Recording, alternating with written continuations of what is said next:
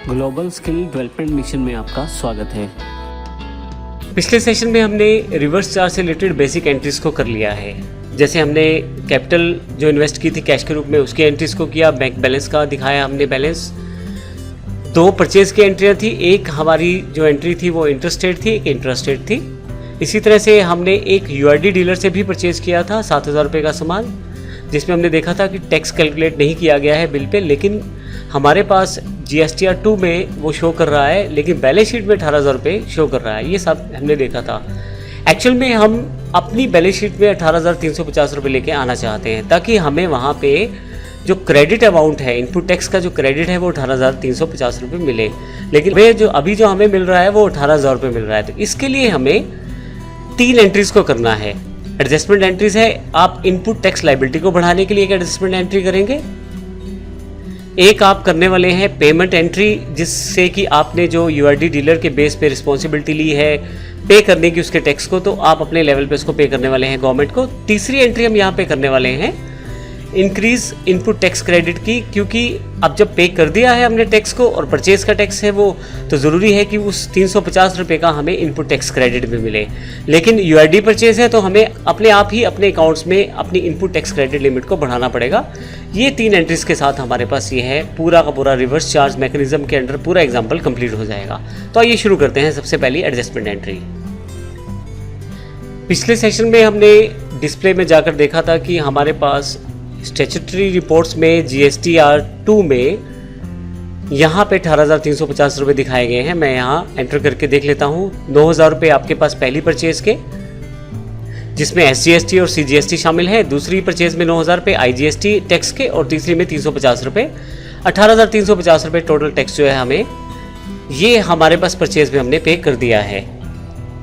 अब यदि मैं बैलेंस शीट में देखता हूँ तो हमारे पास वहाँ दिखाया जाता है 18,000 रुपये।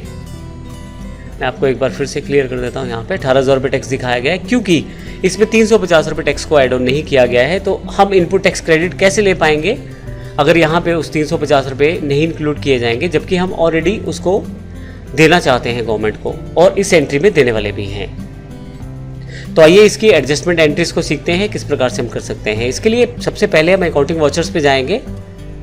यहाँ पे सबसे पहले हमें जनरल सेलेक्ट करना है। अब हम यहाँ 3 एंट्रीज यहाँ एडजस्ट करने वाले हैं। सबसे पहले हमें, क्योंकि यह स्टैट्यूटरी एडजस्टमेंट की एंट्री है, तो स्टैट्यूटरी एडजस्टमेंट लेना पड़ेगा। Type of duty tax GST है, क्योंकि हमारी जो टैक्स लायबिलिटी है वो बढ़ा रहे हैं हम 350 रुपये उसके बिहाफ पे करने वाले हैं। इस कारण हम यहाँ इंक्रीज ऑफ टैक्स लायबिलिटी करेंगे। List of nature of adjustment, क्योंकि यह परचेज है रिवर्स चार्ज के अंतर्गत, इस कारण हमें यहाँ पे परचेज अंडर रिवर्स चार्ज लेना पड़ेगा। क्योंकि हमने यूआरडी से परचेज किया है अनरजिस्टर्ड डीलर से, तो उसके कारण ही रिवर्स चार्ज मैकेनिज्म के अंतर्गत आने के कारण हमें यह परचेज अंडर रिवर्स चार्ज यहाँ से सिलेक्ट करना पड़ेगा। अब आप ऊपर देखेंगे तो used for increase of tax liability additional details में परचेज अंडर रिवर्स चार्ज आ गया है। अपनी टैक्स लायबिलिटीज को इंक्रीज करने के लिए हमें यहाँ पे एक लेजर की आवश्यकता है। मैंने पहले से ही बना लिया है tax payable under reverse charge. अगर आपने यह नहीं बनाया है तो बना लीजिए। सिंपल सा लेजर है, मैंने इसको करंट एसेट में बनाया है। बनाने का तरीका पिछले सेशन में, पिछले एग्जाम्पल में हमने बता दिया है, आप उस वीडियो को भी देख के सीख सकते हैं। मैं इसे सिलेक्ट कर लेता हूँ। अब यहाँ पे मुझे उस अमाउंट के साथ अपना यह अकाउंट एडजस्ट करना है जिस अमाउंट को मैंने एडजस्ट करना है यूआरडी डीलर की टैक्स अमाउंट को। 350 रुपये अमाउंट है, मैं यहाँ एंटर कर देता हूँ। CGST यहाँ पे अमाउंट जो है आपके पास 175 रुपये होना चाहिए, क्योंकि जो बिल था वो आपका 175 रुपये दिखा रहा था CGST के लिए। एंटर। और SGST के लिए भी आपको यही अमाउंट देनी है, क्योंकि आप SGST को भी इंक्रीज़ करना चाहते हैं एंट्री को। मैं एंटर करके इसे सेव कर दूंगा। नरेशन अभी मैं खाली छोड़ रहा हूँ, अब नरेशन दे सकते हैं। फाइनली आपने पहली एंट्री की है टैक्स लायबिलिटीज़ को इंक्रीज़ करने की। मैं इसे यस करके स्टोर कर देता हूँ। अब क्योंकि मैंने अपनी लायबिलिटी को इंक्रीज़ कर लिया है, मैं इसे पे भी कर सकता हूँ। तो मैं पेमेंट पे जाता हूँ। पेमेंट के लिए सबसे पहले मैं यहाँ डेट चेंज कर लेता हूँ, और जो मेरा डेट है वो 31/7 है, जिस डेट को मुझे पे करना है। अब यहाँ पे सबसे पहले आपको यह जो पेमेंट है यह स्टैट्यूटरी पेमेंट है। आप GST टैक्स पे करना चाहते हैं, तो यहाँ से सबसे पहले मैं इसका टाइप चेंज करने वाला हूँ। वाउचर जो पेमेंट का है स्टैट्यूटरी पेमेंट का वाउचर बनेगा। इससे GST सेलेक्ट कर लेता हूँ। कब से कब तक का टैक्स आपको पे करना है, 1 जुलाई से 31 जुलाई तक का। और यहाँ पे ध्यान रखिएगा टाइप ऑफ पेमेंट आपका रिसिपिएंट लायबिलिटी है। रिसिपिएंट लायबिलिटी क्यों? क्योंकि आप किसी और के बिहाफ पे क्योंकि आप किसी से सर्विसेज या गुड्स प्राप्त कर रहे हैं और जिससे प्राप्त कर रहे हैं वो यूआरडी डीलर है, उस पर टैक्सेशन नंबर नहीं है।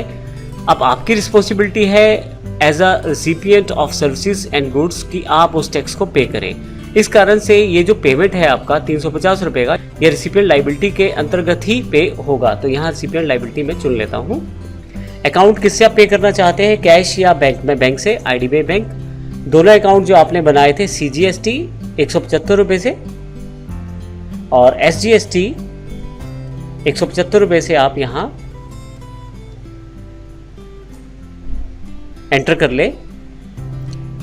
अब एंटर करते हुए नीचे आ जाता हूँ। आप चाहे तो यहाँ प्रोवाइड डिटेल्स दे सकते हैं GST के लिए, यस कर देता हूँ। यहाँ से मैं कैसे पे करना चाहते हैं वो बता सकते हैं। यहाँ चेक से मान लीजिए पे करते हैं, सारी बेसिक इन्फॉर्मेशन आप भर दें। 350 रुपये अब आपके पे होने वाले हैं। फाइनली मैं यहाँ से एंटर करते हुए नीचे आ जाता हूँ।